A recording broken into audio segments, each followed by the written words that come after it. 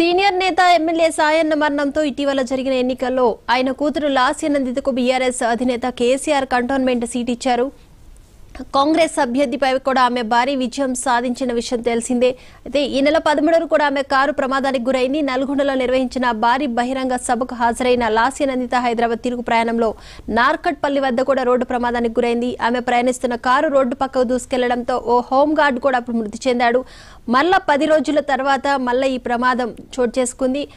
కానీ ఈ ప్రమాదంలో మాత్రం లాస్యనందిత ప్రాణాలు కోల్పోవడం జరిగింది. ఈ అంశానికి సంబంధించి మరిన్ని అప్డేట్స్ అందించడానికి మా ప్రతినిధి సుధాకర్ సిద్ధంగా ఉన్నారు. సుధాకర్, కంటోన్మెంట్ ఎమ్మెల్యే లాస్యనందిత మృతి చెందడం పట్ల రాజకీయ వర్గాలలో ఒక్కసారిగా విస్మయాన్ని వ్యక్తం చేస్తున్నాయి. గత సంవత్సరం ఫిబ్రవరి నెలలో కంటోన్మెంట్ మాజీ ఎమ్మెల్యేగా ఉన్న సాయన్న మృతి చెందారు. ఆయన మృతి చెందడంతో ఆయన కూతురు లాస్యనందితకి కేసీఆర్ ఇటీవల జరిగిన ఎమ్మెల్యే ఎన్నికల్లో బీఆర్ఎస్ అభ్యర్థిత్వం ఇచ్చారు. దీంతో ఆమె తన సమీప ప్రత్యర్థి గద్దర్ కూతురు వెన్నెల పైన 17,000 పైచిలకు ఓట్లతో గెలుపొందారు. గెలుపొందిన తర్వాత ఈ నెల 13వ తేదీన నల్గొండలో జరిగిన బీఆర్ఎస్ బహిరంగ సభకు వెళ్లి వస్తున్న క్రమంలో కూడా ఒక హోంగార్డ్ ని లాస్యనందిత వాహనం ఢీకొట్టిన ఘటనలో హోంగార్డ్ కూడా మృతి చెందాడు. ఇవాళ మళ్ళీ ఉదయం ఔటర్ రింగ్ రోడ్ పైన జరిగిన రోడ్డు ప్రమాదంలో లాస్యనందిత మృతి చెందింది. దీనికి ప్రధాన కారణం ఔటర్ రింగ్ రోడ్ పైన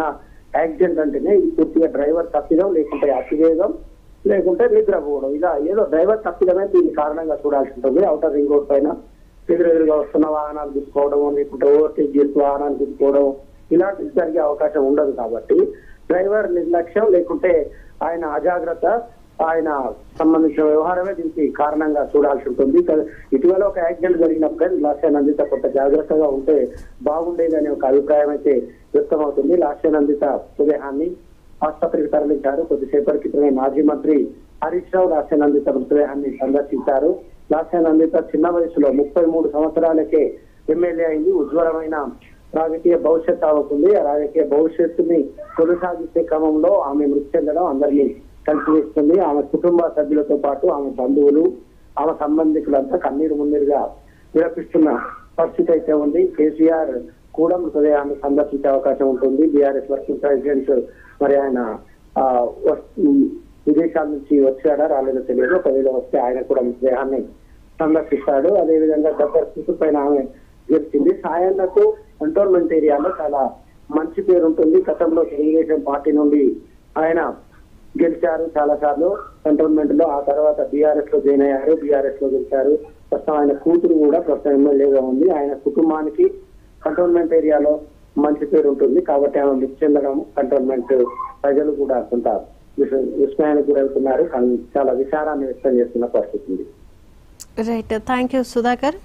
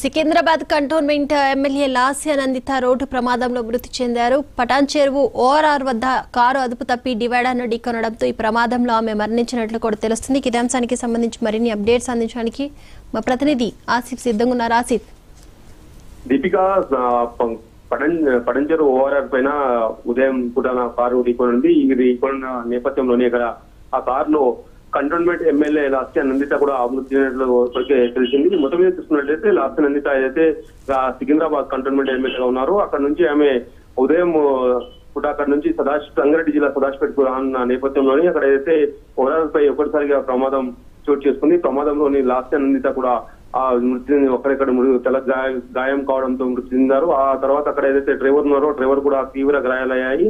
ఇప్పటికే ఏదైతే అక్కడ అతని పిఏ కూడా ఇప్పటికే ఆసుపత్రిలో తీవ్ర గాయాలని తెలుస్తుంది. మొత్తం మీద చూసుకున్నట్లయితే లాస్య నందిత మృత్యు వెంటాడుతుందనుకోవచ్చు. గతంలో కూడా లాస్య నందిత గత 2 నెలల నుంచి ఒక లిఫ్ట్ లో కూడా ఒకటిసారి లిఫ్ట్ వెయిట్ పడిపోవడంతో లిఫ్ట్ పడిపోవడంతో అక్కడ దాదాపు 3 గంటలు లిఫ్ట్ లో ఉండిపోయారు. మరోవైపు గతంలో కేసీఆర్ చేపట్టిన ఏదైతే భారీ బహిరంగ సభ నుంచి లాస్య నందిత తిరుగు ప్రయాణంలో కూడా అక్కడ యాక్సిడెంట్ జరిగింది. యాక్సిడెంట్ లో కూడా హోంగార్డు మృతి చెందారు. అయితే ఈ చోటు ఏదైతే దాదాపు దాదాపు 2 నెలల క్రితమే మూడు ప్రమాదాలు జరిగాయి. మూడు ప్రమాదంలో ఇప్పటికి లాస్య నందిత కూడా మృతి చెందారు. లాస్య నందిత మృతి చెందడంతో పటాన్ చెరువు ఓఆర్ నుంచి అక్కడ పటాన్ చెరువు పోలీసులు ప్రైవేట్ ఆసుపత్రి తరలించారు. అమేద ఆసుపత్రి నుంచి ఇక్కడ మాజీ మంత్రి హరీష్ రావు కూడా అక్కడ చేరుకున్న నేపథ్యంలోనే అక్కడ కుటుంబ సభ్యులకు ఓదార్చి అక్కడ ఏదైతే లాస్య నందిత మృతదేహానికి ఇప్పటికీ హైదరాబాద్ గాంధీ ఆసుపత్రికి తరలించినట్టు తెలుస్తుంది. Right, thank you Asif.